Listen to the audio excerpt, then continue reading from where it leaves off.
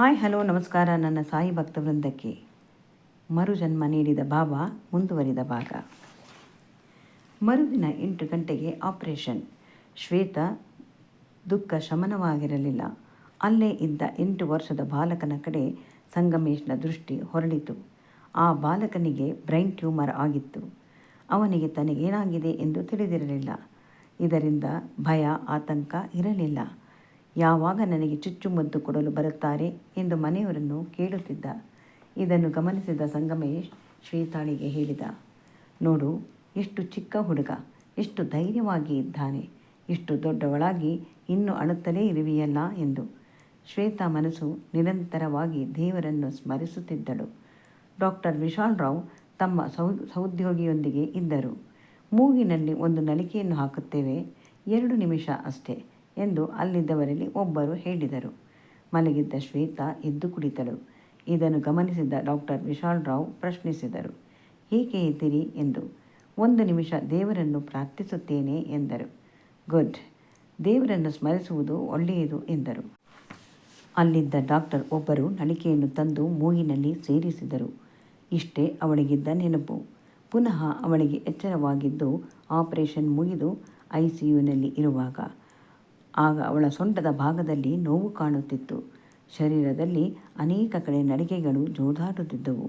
ಮಾತನಾಡಲು ಅಶಕ್ತಳಾದ ಅವಳು ಸನ್ನೆ ಮೂಲಕ ನೋವು ಬಾಧಿಸುತ್ತಿರುವುದನ್ನು ಹೇಳಿಕೊಂಡಳು. ಅರ್ಥ ಮಾಡಿಕೊಂಡ ಡಾಕ್ಟರ್ ಅದಕ್ಕೆ ಕಾರಣವೇನೆಂದು ತಿಳಿಸಿದರು. ನಾನು ನಿನ್ನ ಕಾಲಿನ ಬಳಿ ಇರುವ ಮೂಳೆಯನ್ನು ತೆಗೆದು ಅಲ್ಲಿರುವ ಜಾಗಕ್ಕೆ ಹೊಂದಿಸಬೇಕೆಂದು ಅಂದುಕೊಂಡಿದ್ದೆ. ಆಗ ನಮಗೊಂದು ಉಪಾಯ ಉಳಿಯಿತು. ಕಾಲಿನಿಂದ ತೆಗೆದಾಗ ನಡೆದಾಗ ಕುಂಟುವಂತಾಗಬಹುದು. ಆದರೆ ಅದರ ಬದಲು ಸೊಂಟದ ಜಾಗದಲ್ಲಿ ತೆಗೆದರೆ ಯಾವ ರೀತಿ ತೊಂದರೆ ಆಗುವುದಿಲ್ಲ. ಆದ್ದರಿಂದ ಹಾಗೆ ಮಾಡಿದೆ ಎಂದು ಡಾಕ್ಟರ್ ವಿಶಾಲ್ ರಾವ್ ಹೇಳಿದರು. ಶ್ವೇತಾಳ ಭಾಗಕ್ಕೆ ಡಾಕ್ಟರ್ ವಿಶಾಲ್ ರಾವ್ ದೇವ ಮಾನವರಾದರು. ಬಾಬಾ ಅವರ ಅಂತರಾತ್ಮದಲ್ಲಿ ಕುಳಿತು ಪ್ರೇರಣೆ ನೀಡಿದ್ದಾರೆ ಎಂದು ಅಂದುಕೊಂಡಳು. ಶ್ವೇತಾ 3 ದಿನ ICUನಲ್ಲಿ ಇರುವಂತಾಯಿತು.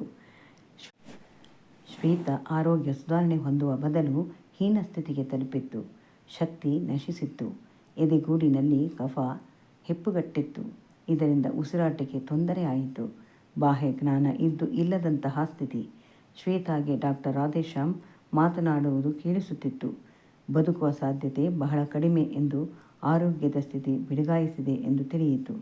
ಸದ್ಯದಲ್ಲೇ ನಾನು ಬೇರೆ ಲೋಕಕ್ಕೆ ಹೋಗಬಹುದು ಎಂದು ಅನಿಸಿತ್ತು. ಹೆತ್ತವರನ್ನು, ಒಡ ಹುಟ್ಟಿದವರನ್ನು ಒಮ್ಮೆ ಕಣ್ತುಂಬ ನೋಡುವ ಬಯಕೆ ಮೂಡಿದೆ. ಅದರಂತೆ ಎಲ್ಲರನ್ನೂ ಕರೆಸಿಕೊಂಡಳು.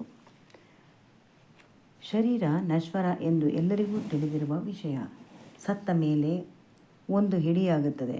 ಇದರೊಂದಿಗೆ ನಮ್ಮೊಂದಿಗೆ ಬೆಸೆದುಕೊಂಡಿರುವ ಸಂಬಂಧ ಕೊಂಡಿ ಕಳಚುತ್ತದೆ.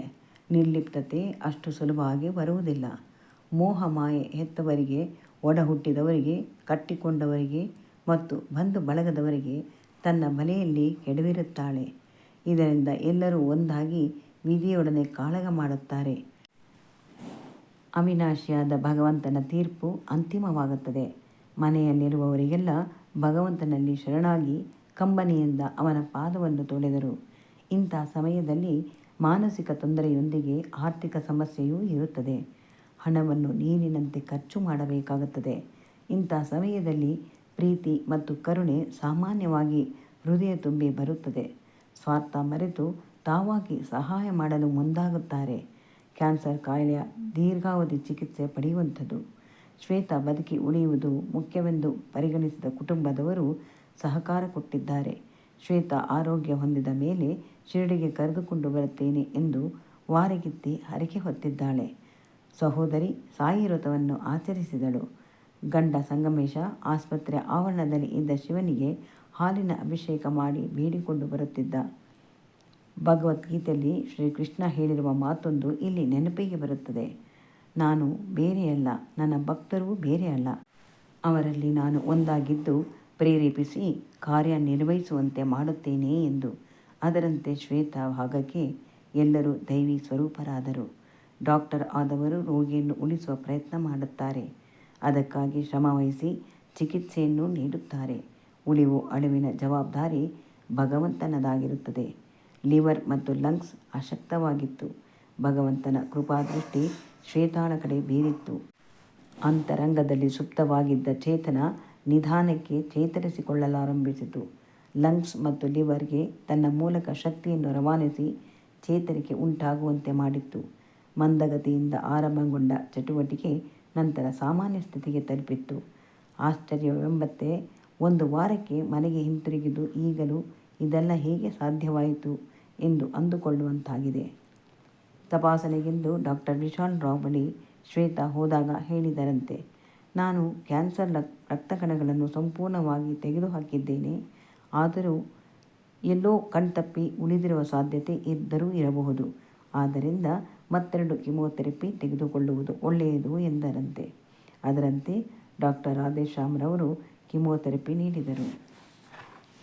ದಿನ ಕಳೆದಂತೆ ಶ್ವೇತಾ ಚೇತರಿಸಿಕೊಂಡಳು. ಆಗಾಗ ವೈದ್ಯರು ಹೇಳಿದ ಪ್ರಕಾರ ತಪಾಸಣೆಗೆಂದು ತಪ್ಪದೆ ಹೋದಳು. ಉದುರಿದ ಕೂದಲು ಮತ್ತೆ ಚಿಗುರಿತು. ಸುರುಳಿ ಸುತ್ತುಕೊಂಡು ಮೊದಲಿಗಿಂತ ಹೆಚ್ಚು ಸುಂದರವಾಗಿ ಕಾಣುವಂತಾಯಿತು. ಕೇಶ ನಮ್ಮ ಮುಖದ ಅಂದವನ್ನು ಹೆಚ್ಚಿಸಲು ಮುಖ್ಯ ಪಾತ್ರ ವಹಿಸುತ್ತದೆ. ಈ ಮಾತು ಎಲ್ಲರೂ ಒಪ್ಪುತ್ತಾರೆ. ಶ್ವೇತಾ ನನಗೆ ಪರಿಚಯವಾಗಲು ಅವಳ ಸುರುಳಿ ಕೂದಲು ಕಾರಣವಾಯಿತು. ಶ್ವೇತಾ ಬಸ್ಸಿನಲ್ಲಿ ಕುಳಿತು ಬೆಂಗಳೂರಿನಿಂದ ಹುಬ್ಬಳ್ಳಿಗೆ ಪ್ರಯಾಣ ಮಾಡುತ್ತಿದ್ದಳು. ಅವಳ ಪಕ್ಕದಲ್ಲಿ ನನ್ನ ಆತ್ಮೀಯ ಸ್ನೇಹಿತೆ ಮಾಲತಿ ಕುಳಿತಿದ್ದರಂತೆ. ಕೂದಲಿನಿಂದ ಆಕರ್ಷಿತವಾದ ಮಾಲತಿ ಪ್ರಶ್ನಿಸಿದ್ದಾರೆ, ನಿನ್ನ ಕೂದಲು ಎಷ್ಟು ಚೆನ್ನಾಗಿ ಹೊಳೆಯುತ್ತಿದೆ, ಯಾವ ಪಾರ್ಲರ್ಗೆ ಹೋಗಿದ್ದಿ ಎಂದು ಅಪರಿಚಿತರ ಮುಂದೆ ತನ್ನ ಕಥೆಯನ್ನು ಹೇಳಲು ಇಷ್ಟವಾಗದೆ ನಕ್ಕು ಸುಮ್ಮನಾಗಿದ್ದಾಳೆ. ಮಾತು ಮುಂದುವರೆದು ಬೇರೆ ವಿಷಯಕ್ಕೆ ಸುಳಿದಿದೆ. ಆತ್ಮೀಯತೆ ಒಬ್ಬರಿಗೊಬ್ಬರು ಉಂಟಾಗಿದೆ. ನಂತರ ಮಾಲತಿ ಕುತೂಹಲ ತಡೆಯಲಾಗದೆ ಪುನಃ ಅದೇ ಪ್ರಶ್ನೆ ಕೇಳಿದ್ದಾರೆ. ಆಗ ಶ್ವೇತಾ ತನ್ನ ಕಥೆಯನ್ನು ಹೇಳಿದರಂತೆ. ಮಾತಿನ ನಡುವೆ ಡಾಕ್ಟರ್ ವಿಶಾಲ್ ರಾವ್ ಹೆಸರನ್ನು ಹೇಳಿಕೊಂಡಿದ್ದಾರೆ. ಶ್ರೀ ಶಿರಡಿ ಸಾಯಿ ದ್ವಾರಕಾಮಾಯಿ ಲೀಲೆಗಳು ಎಂಬ ಪುಸ್ತಕದ ಬಿಡುಗಡೆ ಸಮಾರಂಭಕ್ಕೆ ಮಾಲತಿ ಬಂದಿದ್ದರು. ಡಾಕ್ಟರ್ ವಿಶಾಲ್ ರಾವ್ ಭಾಷಣ ಕೇಳಿದ್ದರು. ತಾನು ನೋಡಿರುವ ವ್ಯಕ್ತಿಯೇ ಇವರಿಗೆ ಚಿಕಿತ್ಸೆ ಕೊಟ್ಟವರು ಎಂದು ತಿಳಿಯಿತು. ಮಾಲತಿ ತಮ್ಮೊಂದಿಗೆ ಪುಸ್ತಕವನ್ನು ಪ್ರಯಾಣದ ಮಧ್ಯೆ ಓದಲೆಂದು ತೆಗೆದುಕೊಂಡು ಹೋಗಿದ್ದರು. ಅಲ್ಲಿಂದ ತಕ್ಷಣ ದೂರವಾಣಿ ಕರೆಯನ್ನು ನನಗೆ ಮಾಡಿದರು. ಹೀಗೆ ಶ್ವೇತಾ ಅನುಭವ ಪಡೆಯಲು ಬಾಬಾ ಮಾಲತಿಯನ್ನು ಸಂಪರ್ಕ ಸೇತುವೆಯಾಗಿ ಮಾಡಿದರು. ಶ್ವೇತಾಗೆ ಬಾಬಾ ಮರುಜನ್ಮ ನೀಡಿದ್ದಾರೆ. ತನ್ನ ಮುಖ ಅಂದ ಕೆಡುತ್ತದೆ, ಕಾಲು ಊನವಾಗುತ್ತದೆ ಎಂದು ವೈದ್ಯಕೀಯ ಅನುಭವದಿಂದ ಊಹಿಸಿದ್ದರು. ಆದರೆ ಬಾಬಾ ವೈದ್ಯಕೀಯ ಕ್ಷೇತ್ರಕ್ಕೆ ಸವಾಲಿನಂತೆ ಮಾಡಿದರು. ಆಪರೇಷನ್ ಮಾಡುವ ಸಮಯದಲ್ಲಿ ಡಾಕ್ಟರ್ಗೆ ಪ್ರೇರಣೆ ನೀಡಿ ಸಂಬಂಧಪಡದ ಭಾಗದಿಂದ ಮೂಳೆಯನ್ನು ಪಡೆಯುವಂತೆ ಮಾಡಿದರು. ಆಪರೇಷನ್ ಆದ 15 ದಿನಗಳ ಬಳಿಕ ಕನ್ನಡಿಯನ್ನು ಹೆದರಿಕೆಯಿಂದ ನೋಡಿರಲಿಲ್ಲ ಶ್ವೇತಾ. ನಂತರ ಕನ್ನಡಿಯನ್ನು ನೋಡಿಕೊಂಡು ಅವಳಿಗೆ ಆಶ್ಚರ್ಯ, ಆನಂದ ಎರಡೂ ಉಂಟಾಗಿದೆ. ಅದೇ ರೀತಿ ಡಾಕ್ಟರ್ ವಿಶಾಲ್ ರಾವ್ರಿಗೂ ಆಶ್ಚರ್ಯ ಉಂಟಾಗಿ ಹೇಳಿದರಂತೆ, ನೀವು ಮೊದಲು ಹೇಗೆ ಇದ್ರೋ ಹಾಗೇ ಇದ್ದೀರಾ. ಬೇರೆಯವರಿಗೆ ಉದಾಹರಣೆಯಾಗಿ ತೋರಿಸಲು ನಿಮ್ಮ ಭಾವಚಿತ್ರ ಬೇಕಾಗುತ್ತದೆ ಎಂದು ತಕ್ಷಣ ಫೋಟೋ ತೆಗೆದರಂತೆ. ನಮ್ಮೊಂದಿಗೆ ಮಾತನಾಡುತ್ತಾ ಶ್ವೇತಾ ಹೇಳಿದಳು, ನಾನು ದೇವರನ್ನು ಎದುರಿಗೆ ಕಂಡಿಲ್ಲ, ಅನೇಕ ಆಕಾರದಲ್ಲಿ ಅವರನ್ನು ಕಾಣಬಲ್ಲೆ. Doctor Vishal Rao, doctor Radheshyam, doctor Ravinayak ನನ್ನ ಚಿಕಿತ್ಸೆ ಸಮಯದಲ್ಲಿ ಪ್ರೀತಿಯಿಂದ ಕಂಡಿದ್ದಾರೆ. ಇದರೊಂದಿಗೆ ಆಸ್ಪತ್ರೆಯ ಸಿಬ್ಬಂದಿ ವರ್ಗ ಮತ್ತು ನನ್ನ ಕುಟುಂಬದ ಜನರು ಬಹಳಷ್ಟು ಸಹಕಾರ ನೀಡಿ ನನ್ನನ್ನು ರಕ್ಷಿಸಿದ್ದಾರೆ. ಎಲ್ಲರನ್ನೂ ನಾನು ಶಿರಡಿ ಸಾಯಿಬಾಬಾ ರೂಪವನ್ನು ಕಾಣುತ್ತೇನೆ. ಎಲ್ಲರಿಗೂ ಈ ಮೂಲಕ ಧನ್ಯವಾದ ಅರ್ಪಿಸುತ್ತೇನೆ ಎಂದಳು. ನಿಜ, ಶ್ವೇತಾ ಗಂಡ ಪತ್ನಿಗೆ ಸರಿ ಹೋಗಲಿ ಎಂದು ಹಾಲಿನ ಅಭಿಷೇಕ ಮಾಡುತ್ತಿದ್ದರು. ಶಿವ ಶ್ವೇತಳ ಶರೀರದಲ್ಲಿ ಇದ್ದ ನಂಜನ್ನು ನುಂಗಿದ. ಹಾಲಿನಂಥ ಸಂಸಾರ ಈಗ ಜೇನು ಬೆರೆತಂತೆ ಆಗಿದೆ. ಶಾಂತಿ, ನೆಮ್ಮದಿ ತಂದುಕೊಂಡಿರುವ ಅವಳ ಜೀವನ ಹಾಲು ಬೆರೆತ ಜೇನಿನಂತೆ ಮಧುರವಾಗಿರಲಿ ಎಂದು ನಾವು ಶುಭ ಹಾರೈಸೋಣ. ಕ್ಯಾನ್ಸರ್ ಕಾಯಿಲೆ ಜಗತ್ತಿನಲ್ಲಿ ಪಾರ್ಥೇನಿಯಂ ಗಿಡದಂತೆ ದಿನದಿಂದ ದಿನಕ್ಕೆ ಹೆಚ್ಚಾಗಿ ಹರಡುತ್ತದೆ. ಈ ಕಾಯಿಲೆ ಬರುವುದಕ್ಕೆ ಸರಿಯಾದ ಕಾರಣ ಇಲ್ಲ. ವಯಸ್ಸಿಗೆ ಅನುಗುಣವಾಗಿ ಬರುವಂಥವುದೂ ಅಲ್ಲ, ಅಂಟು ರೋಗವೂ ಅಲ್ಲ. ವಂಶವಾಹಿನಿಯಾಗಿ ಕೆಲವರಿಗೆ ಬರುವುದುಂಟು, ಆದರೆ ಬಂದೇ ಬರುತ್ತದೆ ಎಂದು ಹೇಳುವಂತಿಲ್ಲ.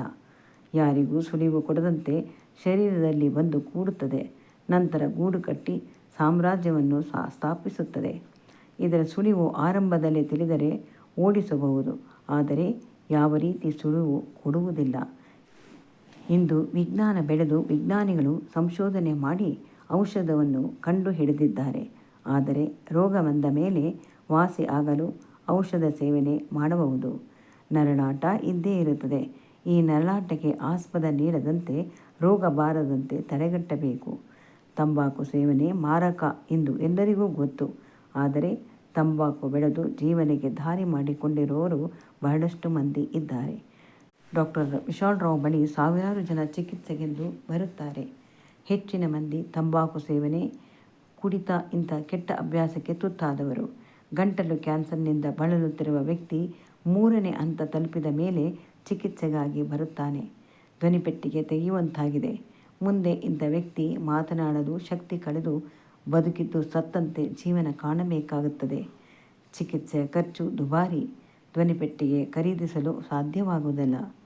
ಇದನ್ನು ಮನಗಂಡ ಶಿರಡಿ ಸಾಯಿಬಾಬಾ ಧ್ವನಿಪೆಟ್ಟಿಗೆ ತಯಾರಿಸಲು ಬೇಕಾದ ಸರಕನ್ನು ನೀಡಿ ಕಡಿಮೆ ಬೆಲೆಯಲ್ಲಿ ದೊರಕುವಂತೆ ಮಾಡಿದ್ದಾರೆ.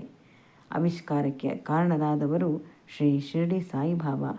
ಆದರೆ ಶ್ರದ್ಧೆಯಿಂದ ಕಂಡುಹಿಡಿಯಲು ಶ್ರಮಪಟ್ಟ ಎಲ್ಲರಿಗೂ ಅಭಿನಂದನೆ ಈ ಮೂಲಕ ಸಲ್ಲಿಸೋಣ. ಶ್ರೀ ಶಿರಡಿ ಸಾಯಿಬಾಬಾ ಆಗಲಿ ಅಥವಾ ಸತ್ಯ ಸಾಯಿಬಾಬಾ ಆಗಲಿ ಸಮಾಜದ ಉದ್ಧಾರಕ್ಕೆ ಬಂದವರು. ಇವತ್ತು ಕಣ್ಮರೆಯಾಗಿದ್ದರೂ ಶಕ್ತಿ ಮಾತ್ರ ಕಾರ್ಯಗೈಯುತ್ತಲೇ ಇದ್ದಾರೆ. ಹಣಬಲ, ಬುದ್ಧಿಬಲ ಅಥವಾ ಅಧಿಕಾರ ಬಲದಿಂದ ಭಗವಂತನಲ್ಲಿ ಚುನಾಯಿತರಾಗಲು ಡಾಕ್ಟರ್ ವಿಶಾಲ್ ರಾವ್ ಶ್ರೀ ಸತ್ಯಸಾಯಿ ಆಸ್ಪತ್ರೆಯಿಂದ ಪ್ರೇರಿತರಾದ ಡಾಕ್ಟರ್ ಆದರು. ಸಮಾಜ ಸೇವೆಯನ್ನು ಅಲ್ಲಿ ಗುರುತಿಸಿದ ಅವರು ತಾನು ಅದೇ ರೀತಿ ಸೇವೆ ಮಾಡುವ ಗುರಿ ಇಟ್ಟುಕೊಂಡವರು. ನಿಸ್ವಾರ್ಥದಿಂದ ಯಾವ ರೀತಿ ಆಸೆ ಫಲಾಪೇಕ್ಷೆಯೂ ಇಲ್ಲದೆ ಸಮಾಜದ ಒಳಿತಿಗಾಗಿ ಶ್ರಮಿಸಿದರು. ಇವರ ಪ್ರಾಮಾಣಿಕವಾದ ಕಾರ್ಯವನ್ನು ಗುರುತಿಸಿದ್ದು ಭಗವಂತ. ಸಂಘ ಸಂಸ್ಥೆಗಳು ಇವರನ್ನು ಗುರುತಿಸಿ ಕೀರ್ತಿ ಪತಾಕೆ ಹಾರಿಸುವಂತೆ ಆಗಿದೆ. ಡಾಕ್ಟರ್ ವಿಶಾಲ್ ರಾವ್ಗೆ ಬಾಬನ ರಕ್ಷಾ ಕವಚ ಇದೆ.